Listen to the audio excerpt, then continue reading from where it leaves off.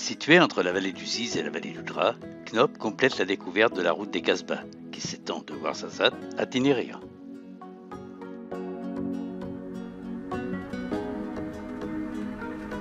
On rallie Knob en venant de la vallée du Ziz en empruntant une route qui serpente dans un paysage désertique, caillouteux et inhospitalier.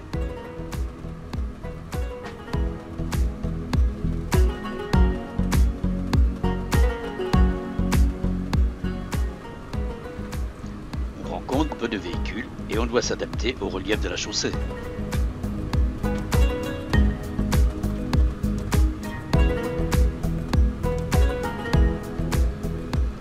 Puis, kilomètre après kilomètre, nous arrivons à Knob. Avec ses 45 Casbahs, Knob est le seul village qui renferme autant de Casbahs.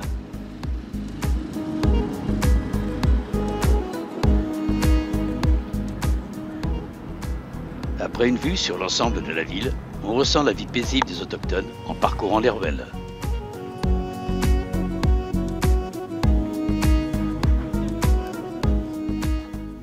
Puis, on descend petit à petit vers la Palmeraie.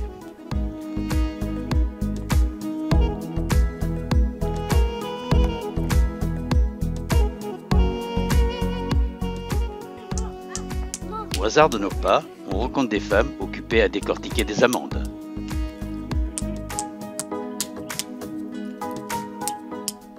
Le geste est répétitif et précis.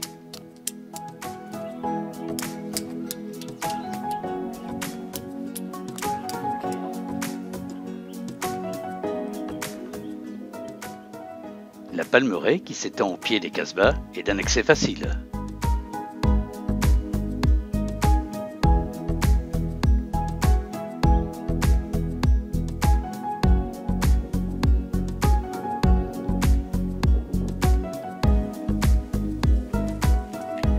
S'y promener est très agréable et reposant. On peut y flâner pendant des heures, ce qui permet de rencontrer la population locale dans diverses activités.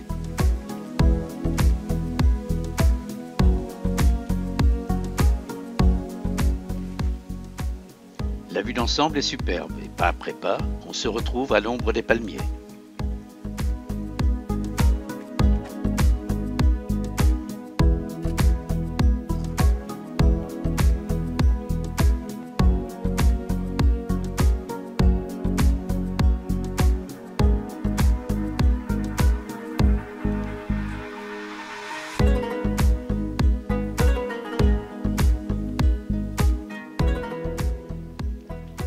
L'étonnement de notre présence se lit dans le regard, mais laisse ensuite place au sourire. Shukran. Bonne journée. Bye bye.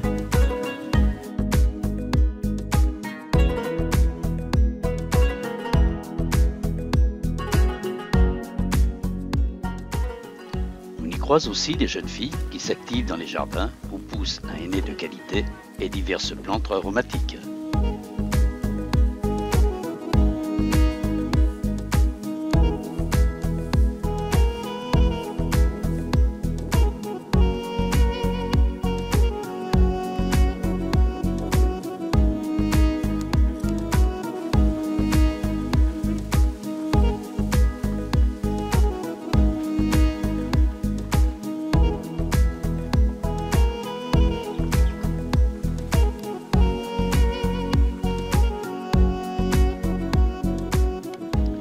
Puis vient l'heure d'aller se restaurer. Non loin, le restaurant Alilouche tombe à point. Situé dans un cadre agréable, il permet de déguster une cuisine simple mais authentique.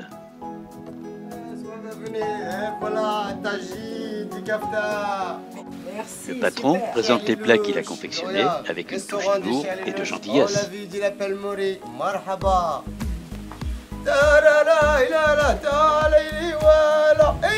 Maman Africa, marhaba.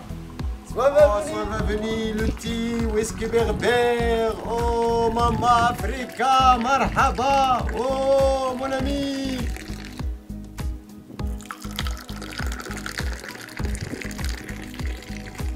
Oh, ya. Oh.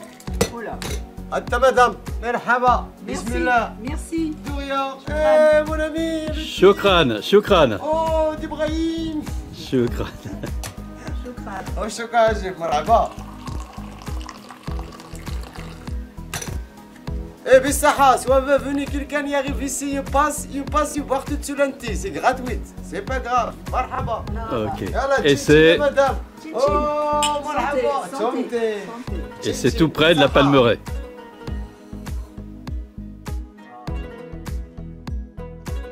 Après ce rituel du thé, on se replonge dans la Palmeraie et on poursuit la découverte des Casbahs.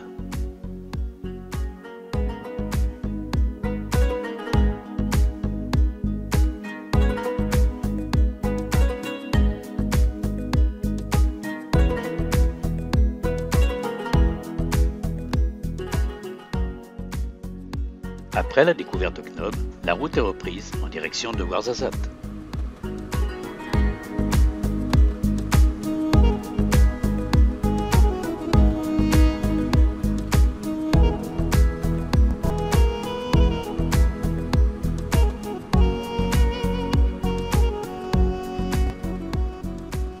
Ouarzazate est une ville aérée dont tous les bâtiments répondent à des critères architecturaux issus d'Exour et de l'art berbère. La Casbah Taourir est le monument emblématique de la ville.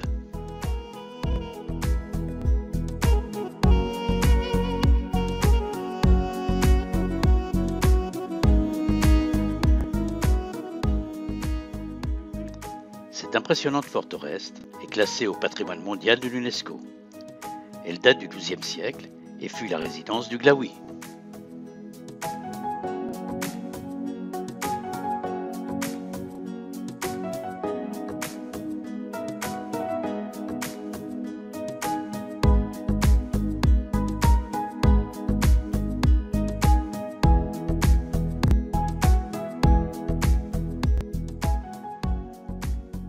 En face, un petit souk peut être découvert. On y vend poterie et une multitude d'objets de confection artisanale.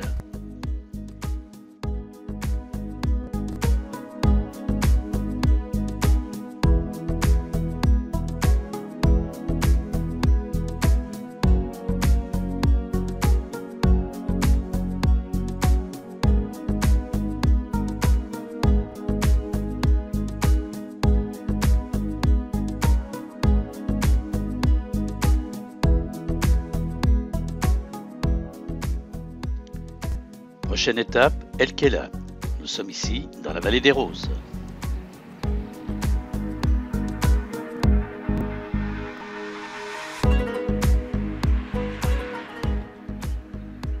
De belles casbahs de couleur ocre tranchent dans le paysage.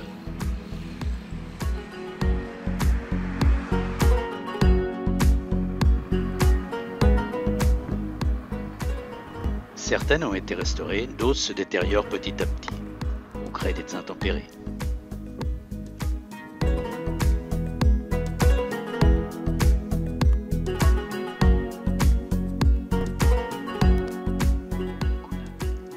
Puis nous prenons la route de la vallée Ikring-Gouna.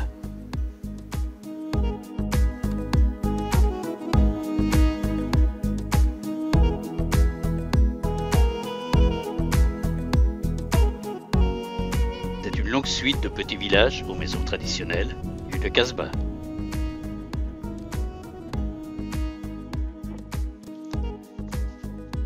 La population y est accueillante et on a plaisir à saisir les moments.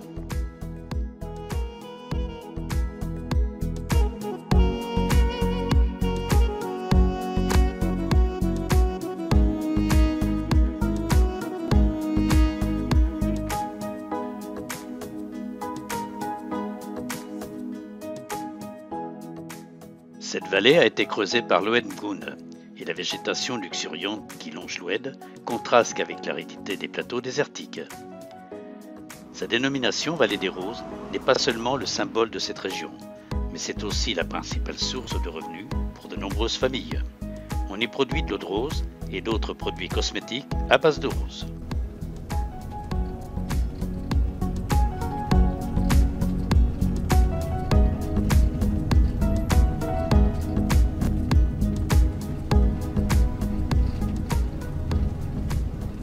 La La route qui traverse les villages permet de croiser la population locale.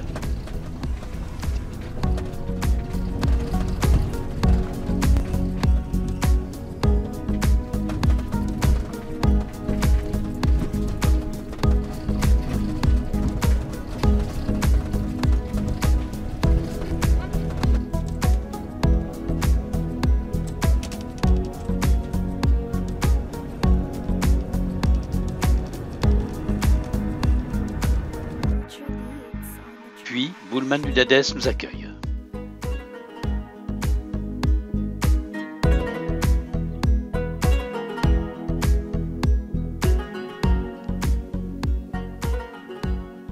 La ville qui s'étale le long de l'oued Dadès est la porte d'entrée de la vallée qui serpente au milieu des gorges.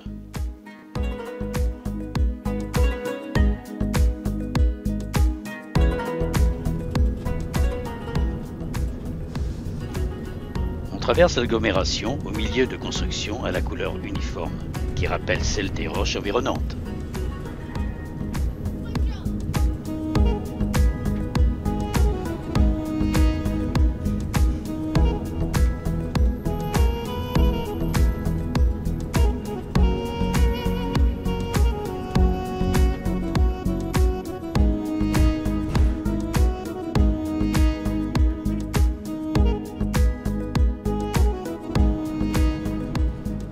Passé l'une des portes de la ville, on se retrouvera dans les premiers villages construits au milieu des gorges. La vallée est très peuplée et on découvre au cours de notre visite les villages où dominent de nombreuses casbahs de la tribu de Haïta Rubi. Elle se dresse au-dessus des jardins, combrages noyers, amandiers et peupliers. On remarque que les palmiers sont absents de ces oasis en raison des climats d'altitude.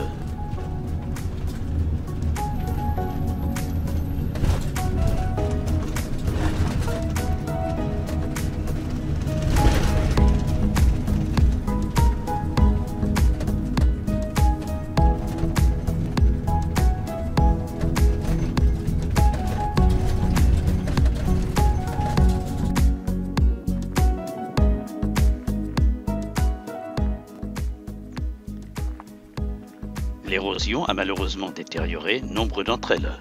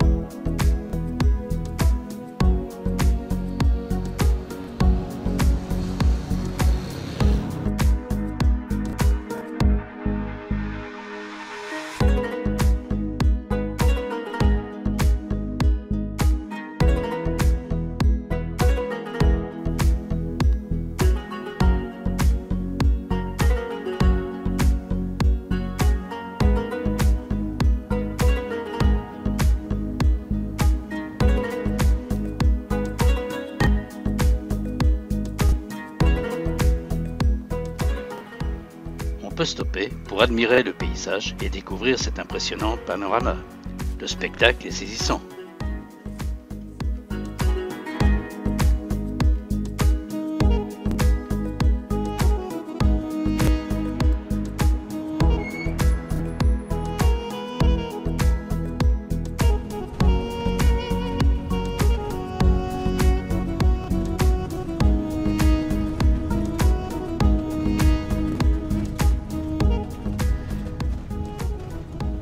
En continuant au fond des gorges, il y a juste assez de place pour le lit du Dadès et une petite allée de béton qui permet le passage d'un véhicule pour profiter de ce spectacle grandiose.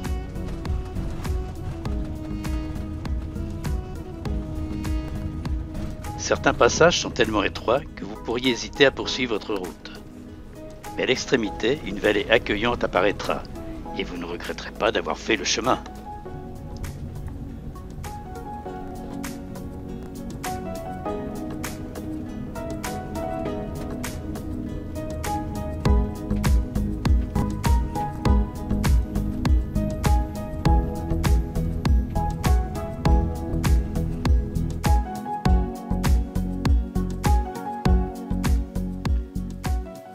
En contrebas, on découvre les autochtones occupés aux travaux des champs.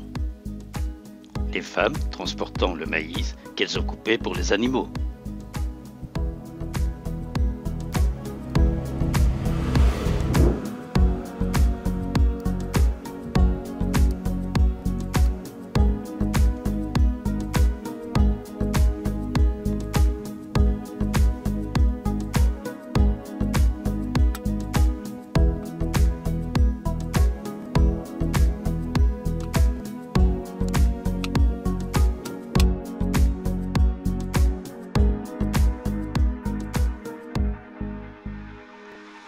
Après ce dernier village, on reprend la route en sens inverse, en prenant des précautions pour le véhicule compte tenu de l'étroitesse du passage.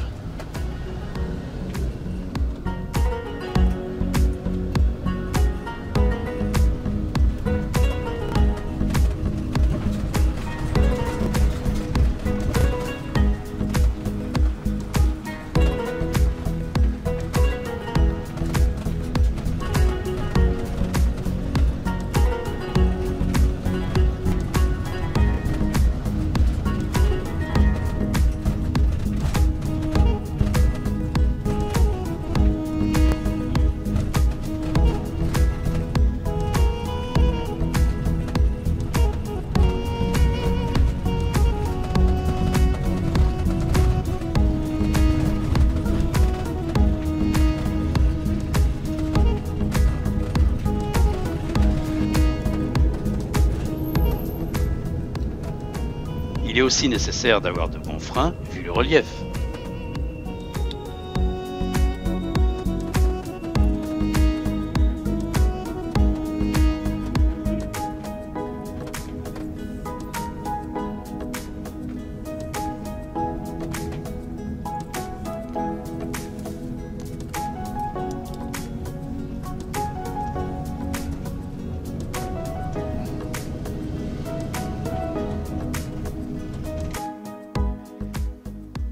Prendre quelques photos souvenirs pour immortaliser le moment est presque indispensable, le lieu étant unique.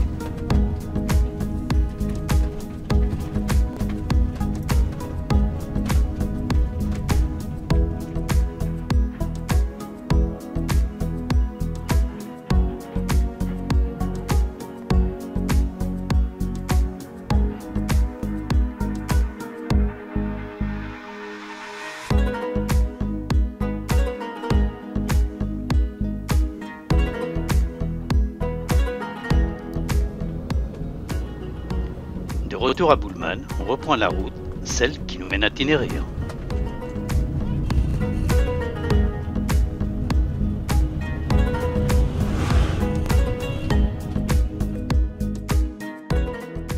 Tinérire est au centre de l'une des plus belles oasis du sud marocain. Elle déploie sa vaste étendue cultivée, morcelée en petits jardins, en vergers, en minuscules champs. La végétation est luxuriante, car elle ne souffre pas de manque d'eau. En fin de matinée, il y règne une certaine animation. Les habitants ont terminé leurs travaux et ils rentrent avec leur âne, lourdement chargé.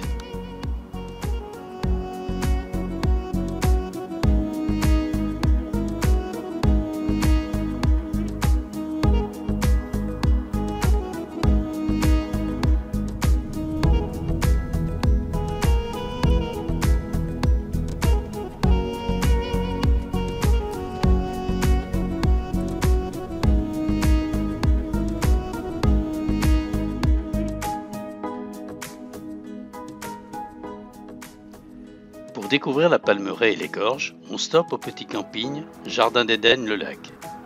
Le lieu est agréable et reposant. L'accueil y est très chaleureux et sa situation permet d'accéder très facilement à la Palmeraie.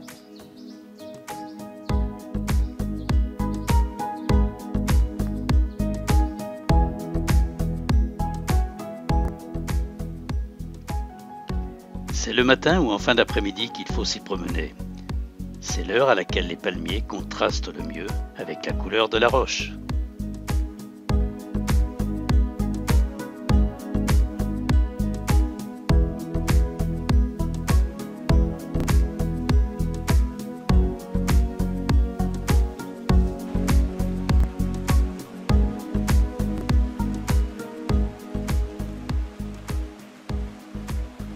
Après avoir franchi l'Ouen, étroit à cette période de l'année, on se retrouve au milieu des cultures luxuriantes, car pas une goutte d'eau n'est perdue pour les irriguer.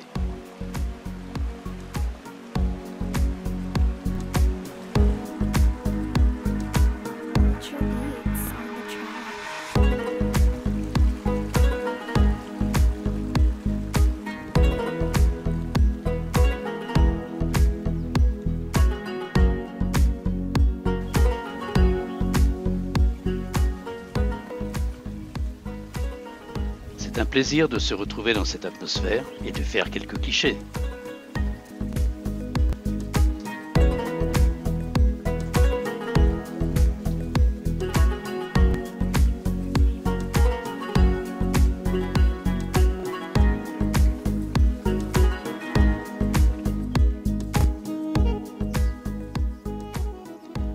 C'est aussi le moment à laquelle l'oasis s'anime. On peut observer des scènes de cette vie rurale, où même les oiseaux semblent s'intéresser aux travaux des champs.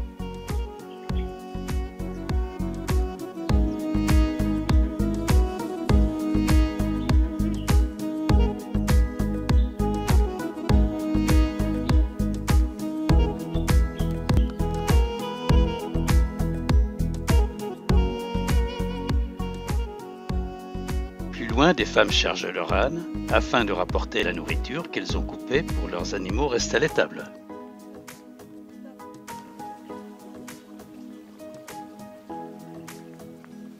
Elles se faufilent furtivement sans un mot sur de petits sentiers aménagés qui séparent des espaces cultivés.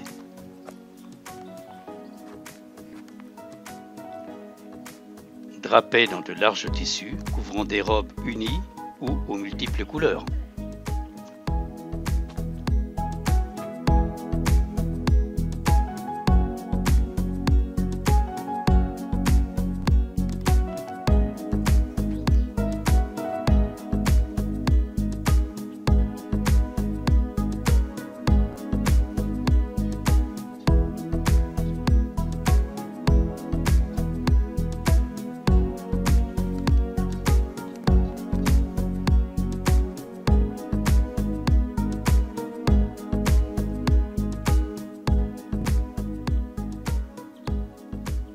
La rencontre avec cet homme permet d'échanger quelques paroles sur ses activités. Vous venez de ramasser les dattes, Là, j'ai ramassé les herbes.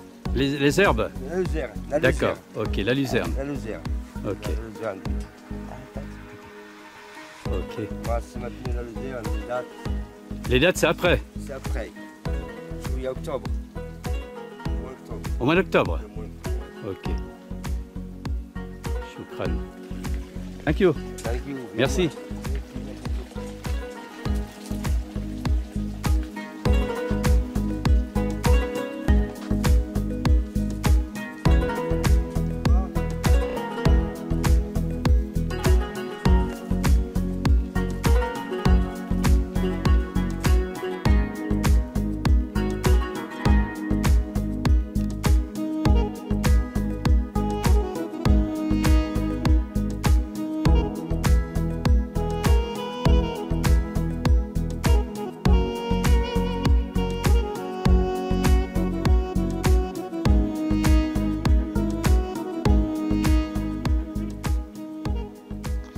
Dernier regard sur la Palmeraie avant de prendre la route qui mène aux gorges.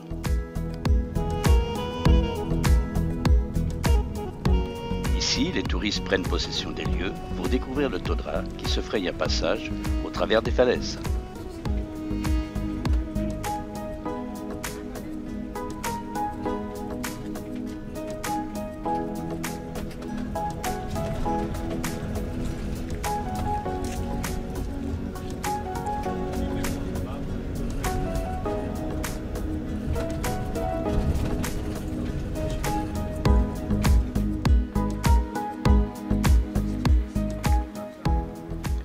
commerçants ambulants ont exposé leur artisanat divers et variés.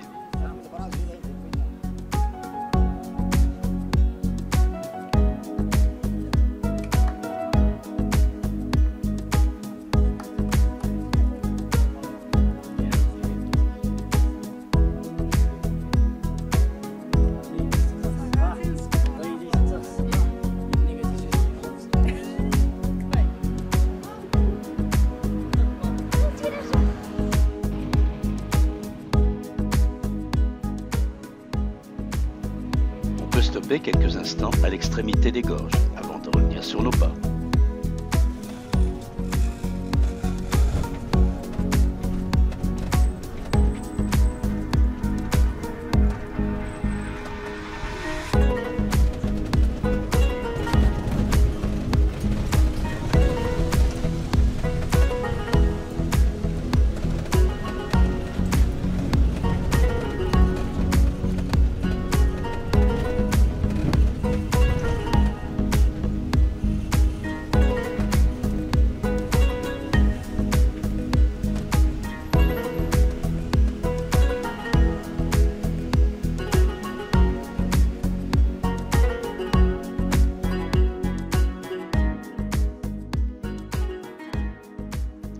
Dernière prise de vue sur la palmeraie de Tenerife, avant de reprendre la route pour la fin du séjour sur la route des Casbahs.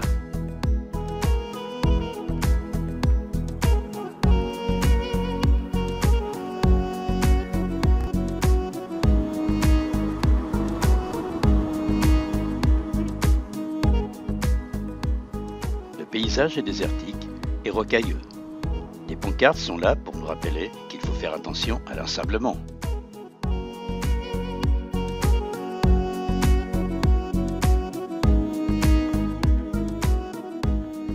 Dans cette immensité, un berger surveille assis sur son âne un troupeau de moutons. On peut lire dans son regard l'étonnement quand je lui demande de le photographier.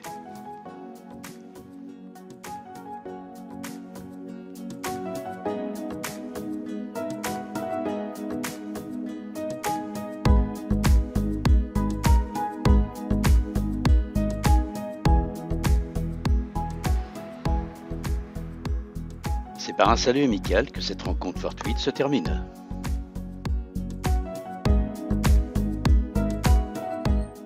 Plus loin, des chameliers sont occupés à abreuver leurs animaux Bonjour. et à faire Ça leur va, la approvisionnement en eau.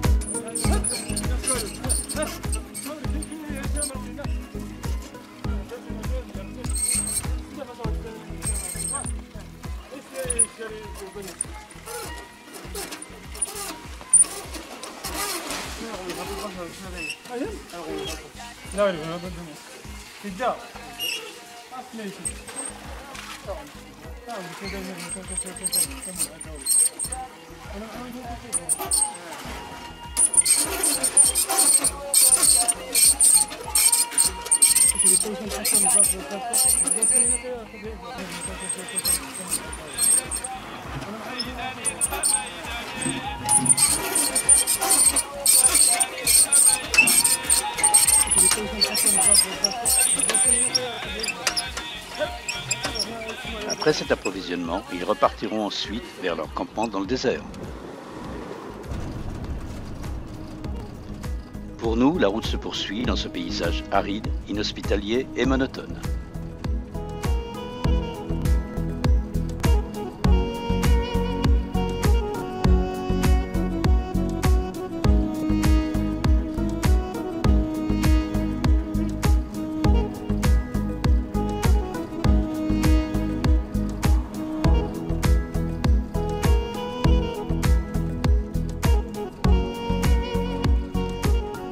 Ainsi se termine la route des Casbahs.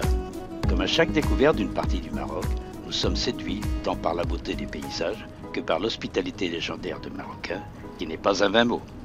Donc bon voyage à vous qui souhaitez découvrir cette route des Casbahs. Et maintenant, quelques photos souvenirs.